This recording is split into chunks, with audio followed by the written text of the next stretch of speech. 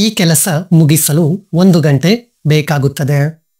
Railway ನಿಲ್ದಾಣ ತಲುಪಲು ಅಥವಾ ತಲುಪೋದಕ್ಕೆ 10 ನಿಮಿಷ ಬೇಕಾಗುವುದು.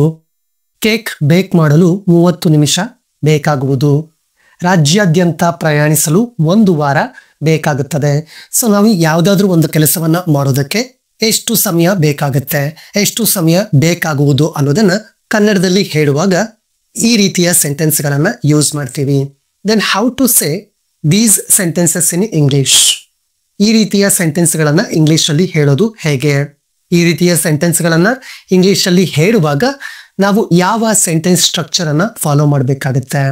ಸೊ ಇವತ್ತಿನ ಈ ವಿಡಿಯೋದಲ್ಲಿ ನಾವು ಈ ರೀತಿಯ ಸೆಂಟೆನ್ಸ್ಗಳನ್ನ ಅಥವಾ ವಾಕ್ಯಗಳನ್ನ ಇಂಗ್ಲಿಷ್ ಅಲ್ಲಿ ಹೇಳೋದು ಹೇಗೆ ಅನ್ನೋದನ್ನ ಕಲಿಯೋಣ, ಜೊತೆಗೆ ಎಕ್ಸಾಂಪಲ್ಸ್ ಮೂಲಕ ಪ್ರಾಕ್ಟೀಸ್ ಮಾಡೋಣ. Hi everyone, welcome back to my channel. ಒಂದು ಕೆಲಸವನ್ನ ಮಾಡೋದಕ್ಕೆ ಎಷ್ಟು ಸಮಯ ಬೇಕಾಗುತ್ತದೆ ಅಥವಾ ಬೇಕಾಗುವುದು ಅಂತ ಹೇಳುವಾಗ ನಾವು ಯೂಸ್ ಮಾಡುವಂತಹ ಸಿಂಪಲ್ ಸೆಂಟೆನ್ಸ್ ಸ್ಟ್ರಕ್ಚರ್ ಈ ರೀತಿ ಇರುತ್ತೆ. ಸೊ ನೀವು ಈ ಸೆಂಟೆನ್ಸ್ ಸ್ಟ್ರಕ್ಚರ್ ಅನ್ನ ನೆನಪಲ್ಲಿ ಇಟ್ಕೊಂಡ್ರೆ ಈ ರೀತಿಯ ಸೆಂಟೆನ್ಸ್ಗಳನ್ನ ಈಸಿಯಾಗಿ ಇಂಗ್ಲಿಷ್ ಅಲ್ಲಿ ಹೇಳಬಹುದು. First we use the phrase it will take. ಮೊದಲು ನಾವು ಇಟ್ ವಿಲ್ ಟೇಕ್ ಅನ್ನೋ ಫ್ರೇಸ್ ಅನ್ನ ಯೂಸ್ ಮಾಡ್ತೀವಿ.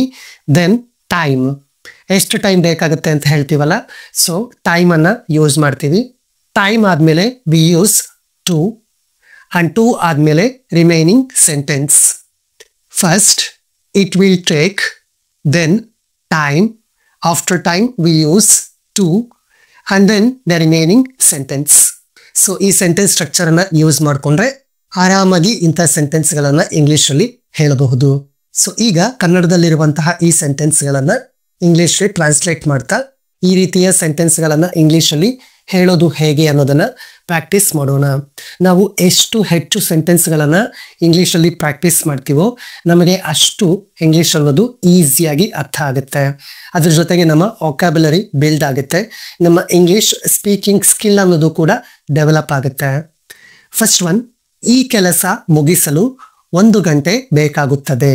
ಈ ಕೆಲಸ ಮುಗಿಸೋದಕ್ಕೆ 1 ಗಂಟೆ ಸಮಯ ಹಿಡಿಯುತ್ತೆ ಅಥವಾ 1 ಗಂಟೆ ಸಮಯ ಬೇಕಾಗುವುದು.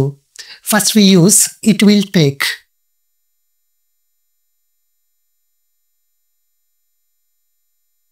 It will take, then time, ಎಷ್ಟು ಬೇಕಾಗುತ್ತೆ ನಮಗೆ time? 1 hour.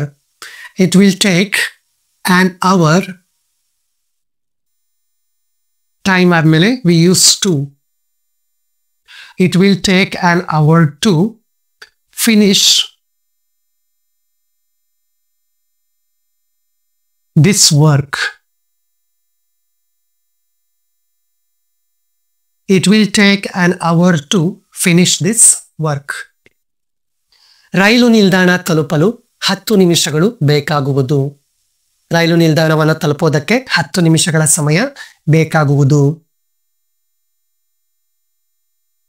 It will take 10 minutes. It will take 10 minutes to reach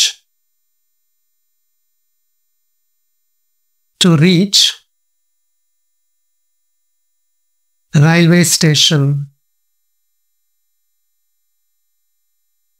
It will take 10 minutes to reach the railway station. Reach ಅಂದ್ರೆ ತಲುಪುವುದು. ಸೊ ರೈಲ್ವೆ ನಿಲ್ದಾಣವನ್ನು ತಲುಪೋದಕ್ಕೆ ಎಷ್ಟು ಸಮಯ ಬೇಕಾಗುವುದು? 10 ನಿಮಿಷಗಳು. It will take 10 minutes to reach the railway station. ರಾಜ್ಯಾದ್ಯಂತ ಪ್ರಯಾಣಿಸಲು 1 ವಾರ ಬೇಕಾಗುತ್ತದೆ. ಇಡೀ ರಾಜ್ಯದಲ್ಲಿ ಪ್ರಯಾಣ ಮಾಡೋದಕ್ಕೆ 1 ವಾರ ಸಮಯ ಬೇಕಾಗುತ್ತದೆ. It will take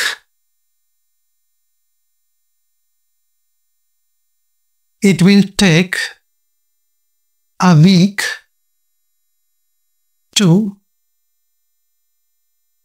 travel across the state. It will take a week to travel across the state. Cake ಬೇಕ್ ಮಾಡಲು 30 ನಿಮಿಷಗಳು ಬೇಕಾಗುತ್ತದೆ. It will take 30 minutes to bake the cake. It will take 30 minutes to bake the cake. Next example. ಈಗ ನಾನು ಈ example ಅನ್ನ English ಅಲ್ಲಿ translate ಮಾಡುವಾಗ ನೀವು ಕೂಡ ನಾನು ಆನ್ಸರ್ ಹೇಳೋದಕ್ಕಿಂತ ಮೊದಲೇ ಇಂಗ್ಲಿಷ್ಗೆ ಟ್ರಾನ್ಸ್ಲೇಟ್ ಮಾಡೋದಕ್ಕೆ ಟ್ರೈ ಮಾಡಿ. ನಂತರ ನಾನು ಬರೆದಂತಹ ಆನ್ಸರ್ ನೀವು ಬರೆದಂತಹ ಆನ್ಸರ್ನ ಮ್ಯಾಚ್ ಮಾಡಿ. ಹೀಗೆ ಮಾಡೋದ್ರಿಂದ ನಿಮಗೆ ಇಂಗ್ಲಿಷ್ ಇನ್ನೂ ಚೆನ್ನಾಗಿ ಪ್ರಾಕ್ಟೀಸ್ ಆಗುತ್ತೆ. ಸೆಂಟೆನ್ಸ್ ಸ್ಟ್ರಕ್ಚರ್ ಇಲ್ಲೇ ಇದೆ, ಅದನ್ನ ನೋಡಿಕೊಂಡು ನೀವು ಇಂಗ್ಲಿಷ್ಗೆ ಟ್ರಾನ್ಸ್ಲೇಟ್ ಮಾಡುವಂತಹ ಪ್ರಯತ್ನವನ್ನ ಮಾಡಿ. ಇಡೀ ಮನೆಯನ್ನ ಸ್ವಚ್ಛಗೊಳಿಸಲು ಕೆಲವು ಗಂಟೆಗಳು ಬೇಕಾಗುತ್ತದೆ. It will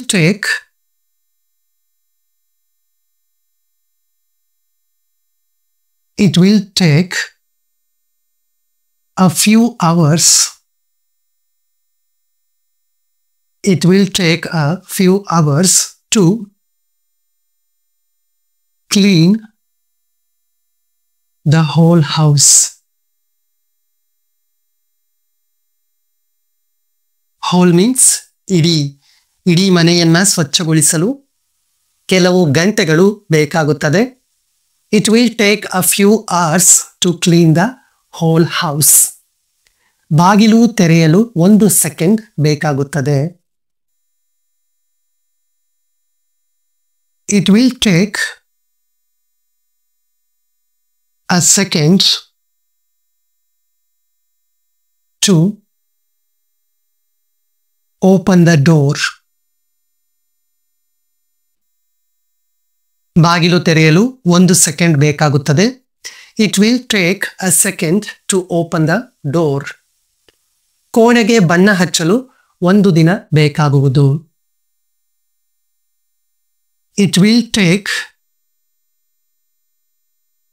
a day. It will take a day to paint the room. It will take a day to paint the room. ಕೋಣೆಗೆ ಬಣ್ಣ ಹಚ್ಚಲು 1 ದಿನ ಬೇಕಾಗುವುದು. ಆ ಪುಸ್ತಕ ಓದಲು 1 ವಾರ ಬೇಕಾಗುತ್ತದೆ. ಆ ಪುಸ್ತಕವನ್ನು ಓದೋದಕ್ಕೆ 1 ವಾರ ಸಮಯ ಬೇಕಾಗುವುದು. It will take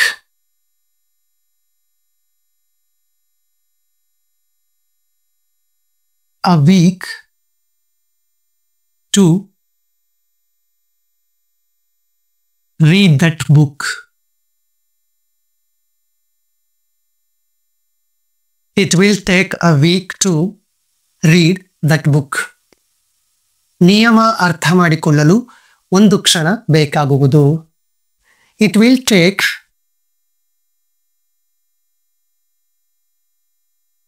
a moment.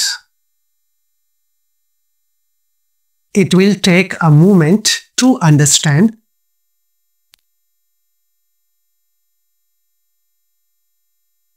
To understand the rule. ನಿಯಮ ಅರ್ಥ ಮಾಡಿಕೊಳ್ಳಲು 1 ಕ್ಷಣ ಬೇಕಾಗುವುದು. It will take a moment to understand the rule. Phone charge ಮಾಡಲು 2 ಗಂಟೆಗಳು ಬೇಕಾಗುತ್ತದೆ. It will take